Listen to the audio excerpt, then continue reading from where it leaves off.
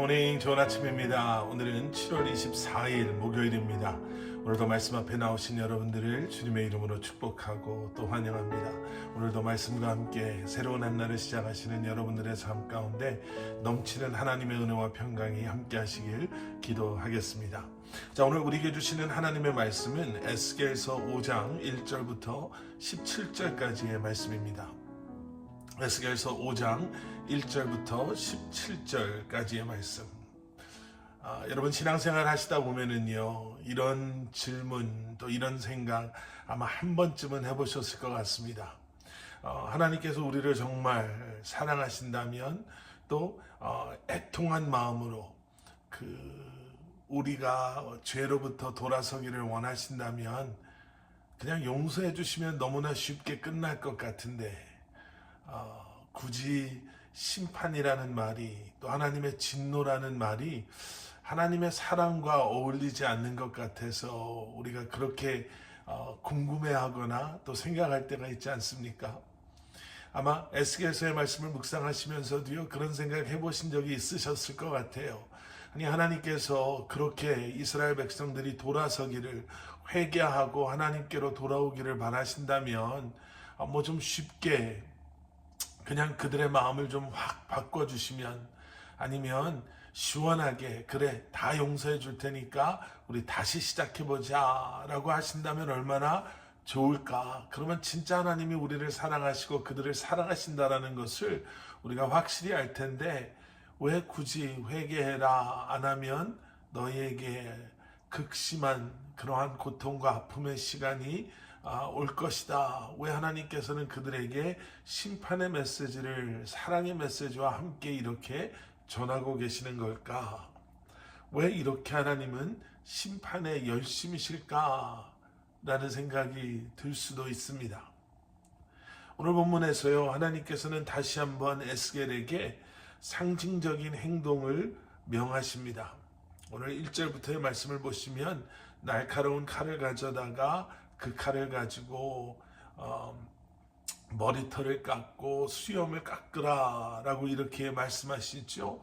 그리고 그 깎은 털을, 그 양을 이제 저울로 재고 그 털을 3분의 1씩 나누라고 말씀하십니다. 2절의 말씀에서 가서 보시면 첫 번째 3분의 1은 성읍 안에서 불에 태우라 라고 말씀하시고요. 또 두 번째 3분의 1은 가져다가 성읍 주변에서 칼로 치라 라고 말씀하십니다. 그리고 마지막 3분의 1은 바람에 흩날려 보내라 이렇게 말씀하시죠. 성읍 안에서 불태워라, 그리고 성읍 주변에서 칼로 내리쳐라, 그리고 성읍 주변에서 바람에 날려보내라. 그리고 5절에 내려가서 5절 말씀을 보시면요, 하나님께서는 이것이 바로 예루살렘을 의미하는 것이고 예루살렘에게 이제 일어날 모습이다 라고 말씀하십니다. 불에 태워지고 둘러싸여서 공격을 받고 극심한 환난을 경험하게 되는 것, 그리고 바벨론의 포로가 되었을 때 거의 2년이나 되는 시간 동안 성 안과 밖에서 그런 고통을 또 끔찍한 일들을 그들은 당하게 됩니다. 살아남은 자가 없을 정도로 정말 극심한 박해와 고통을 겪게 될 예루살렘의 모습을 지금 에스겔의 이 행동을 통해서 보여주고 계시는 것이죠. 그러면서 6절 말씀에서 이런 일들을 허락하시는 이유를 설명해 주세요. 6절 말씀, 예루살렘은 죄악을 행해 그 주변 민족들과 나라들보다 더욱 내 규례와 법령을 거역했다. 그들은 내 규례를 거부했고 내 법령을 따르지 않았다. 여러분, 예루살렘은요, 하나님의 백성들은 하나님의 택하심 가운데 세상의 사람들 앞에서 하나님의 하나님 되심을, 그리고 하나님의 영광을 드러내는 그러한 부르심 속에 택함 받은 백성들이었습니다. 그런데 오히려 그러한 하나님의 백성들의 모습이 세상 사람들보다 더 추하고 더 악을 행했다. 그래서 이러한 심판을 너희가 피할 수가 없다라고 하나님께서 말씀하십니다. 택함받은 하나님의 백성들이 이방인들에게 하나님의 영광을 드러내는 것도 아닌 오히려 하나님의 영광을 가리우는 이방인들보다 더 악한 삶을 살아가는 것. 그래서 하나님께서 심판하시는 거죠.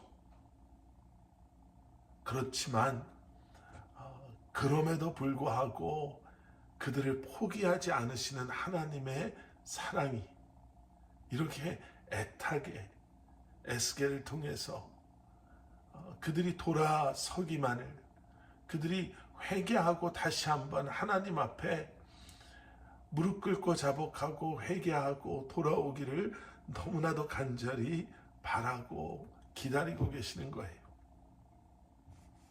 본문 13절에 이런 말씀이 있습니다. 따라서 내 노여움이 다하면 내가 그들에 대한 내 분노를 가라앉힐 것이며 내가 측은하게 여길 것이다. 하나님은 하나님의 사랑을 무시하고 세상 편에 선 악을 행하고 그 악이 악인지조차도 더 이상 알지 못하는 그러한 하나님의 백성들을 포기하지 못하시는 거예요. 그리고 말씀하시지요. 계속되어지는 13절의 말씀에 그들은 비로소 이 모든 것을 통해서 내가 그들을 사랑하는 것을 나 주가 질투하기 때문에 그와 같이 말하였음을 알게 될 것이다.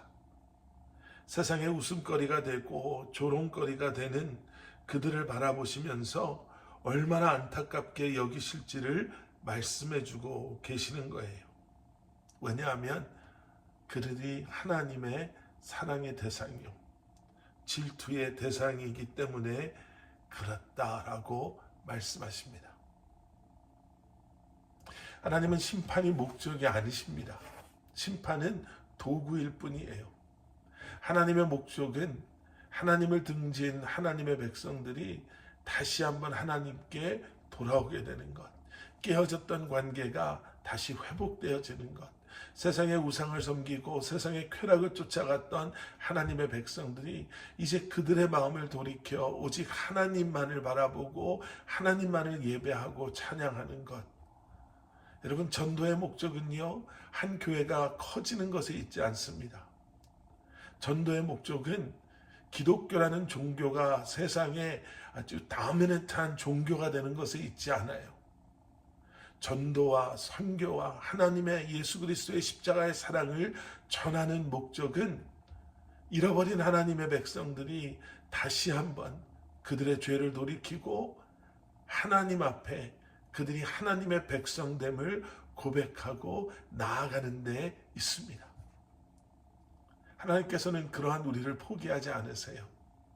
에스겔에게 이러한 행위를 통해서 다시 한번 앞으로 닥칠 죄의 결과가 무엇인지를 분명하게 알게 하시는 하나님께서, 그리고 다시 한번 에스겔을 보내시고 에스겔로 하여금 하나님의 사랑을 세상 사람들에게 선포하게 하시는 하나님의 이유는 심판이 목적이 아니라, 심판이 결국이 아니라, 이것을 통해서 그들이 그들의 마음을 돌이키고 다시 한번 하나님의 백성된 모습으로 우리가 다시 한번 주님과 하나됨으로 주님과의 온전한 관계 속에 하나님의 우리를 향한 계획하심을 깨달아 알고 하나님과 영원히 함께할 그날을 손꼽아 기다리며 소망하며 이 땅에서 우리를 부르신 하나님의 부르심에 합당한 삶을 살아가는 것. 여러분, 오늘 하루도 저와 여러분의 삶이 그러한 삶이 되기를 소원하고 다시 한번 우리를 통해서 우리의 삶에 선포되어진 우리의 입술, 우리의 행동 하나하나를 통해서 다시 한번 하나님을, 예수 그리스도의 사랑을 아직도 알지 못하는 수많은 사람들이 주님께로 돌아오게 되는 놀라운 역사들이 일어날 수 있기를 간절히 축원합니다. 함께 기도하시겠습니다. 사랑의 아버지 하나님, 주님 감사합니다. 오늘도 주신 말씀 붙잡고 우리에게 허락하신 이 새 한날의 삶을 시작합니다. 하나님, 늘 주님의 사랑을 깊이 묵상하고 그 사랑이 동기가 되어서 우리가 어디에서 무엇을 하든지 간에 우리를 부르시고 그 사랑의 부르심 가운데 합당한 삶을 살아가는 저희들이 되게 하여 주시옵소서. 오늘도 말씀 앞에 나와 새로운 한 날을 시작하는 사랑하는 성도님들 한 분 한 분의 기도를 주님이 들어 응답하여 주시고 그들의 신음소리, 그들의 간절한 외침, 그들의 가정과 기업과 일터와 아버지 하나님 그들의 삶을 주님께서 책임져 주셔서 다시 한번 하나님의 나라가 우리의 삶을 통해 이 땅에 임하게 되는 하나님의 나라를 오늘도 맛보며 살아가는 주님과 동행하는 기쁨 속에 살아가는 저희들이 되게 하여 주시옵소서. 예수 그리스도 이름 받들어 간절히 기도드렸사옵나이다. 아멘.